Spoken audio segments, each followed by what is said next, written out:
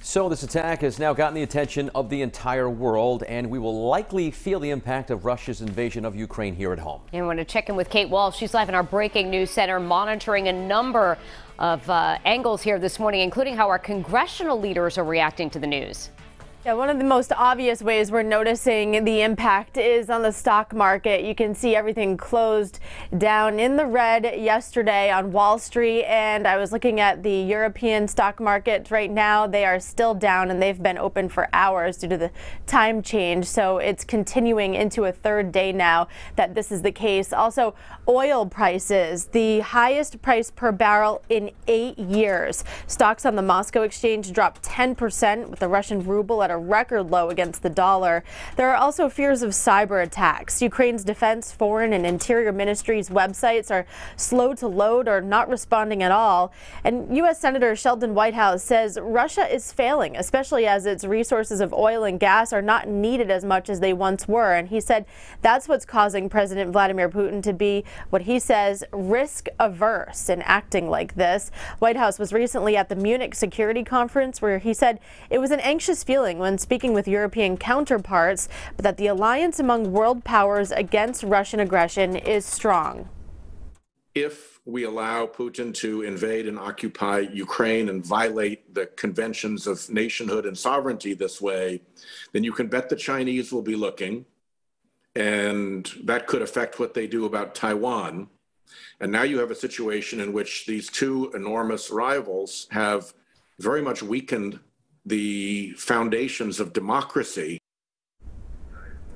We're also hearing from Congressman David Cicilline, who said in a statement, Ukrainian sovereignty must be respected, and the Ukrainian people have a right to decide their own political future. They've chosen democracy. To protect this burgeoning democracy and the Ukrainian people, we must do all we can to help them defend their freedoms and their borders. And the economic fallout might not just be in oil or gas prices, but also with other products such as food prices globally. We're such a global economy that any kind of food price somewhere else having to do with the oil prices going up and transportation prices increasing of those goods from place to place could also be something that we see at the grocery store. Live in the Breaking News Center, I'm Kate Walsh, 12 News. U.S. and allies following Russia's movements in Ukraine. They've been condemning the attack, of course, while also bracing for its worldwide impact. And reporter Kate Walsh is joining us in our Breaking News Center with the latest details. Kate.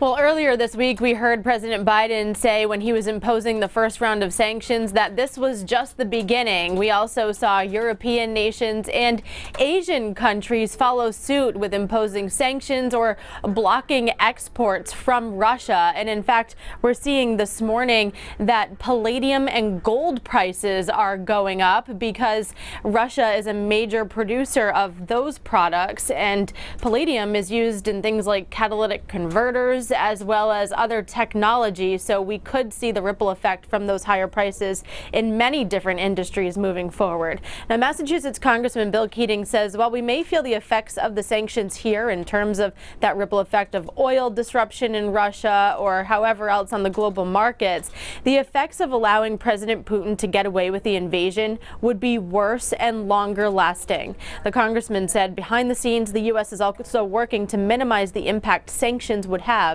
on gas prices here. If we fail in meeting this moment, democracy fails. It's that big, it's that clear.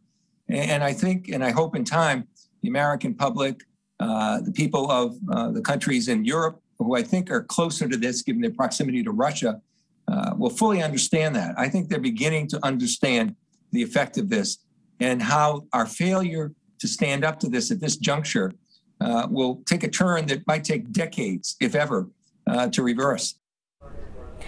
And again, some of the materials in those semiconductors that we've been talking a lot about lately due to the supply chain issues and lack of them in the global market right now are also created in Russia. So we could see that become a bigger issue in the days and weeks ahead as well.